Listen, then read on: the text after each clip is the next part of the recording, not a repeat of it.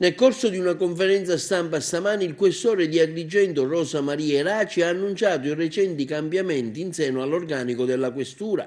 A seguito di ciò il nuovo capo di gabinetto è la dottoressa Patrizia Pagano, mentre il dottore Sergio Carrubba assume la dirigenza della Digos.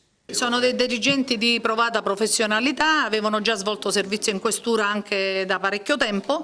La dottoressa Pagano nell'incarico di dirigente Digos e ufficio personale, adesso ricoprirà l'incarico di capo di gabinetto e portavoce ufficio stampa, anche come riferimento per le specialità della polizia stradale, ferroviaria e postale. Il dottore Carrubba era dirigente di Licata e già aveva diretto il commissariato di Piazza Armerina e la questura di Vercelli, un ufficio della questura di Vercelli, sarà il nuovo dirigente Digos e quindi si occuperà di tutto ciò che sono incarichi relativi all'antiterrorismo, quindi al monitoraggio degli stranieri, soprattutto nei numerosi sbarchi che vedono impegnato il territorio e il personale di questa questura. Sono molto contenta, sono lusingata intanto che il questore abbia proposto me al Dipartimento per questo incarico, la ringrazio per questo e farò sicuramente il massimo per meritare la fiducia che ha riposto in me.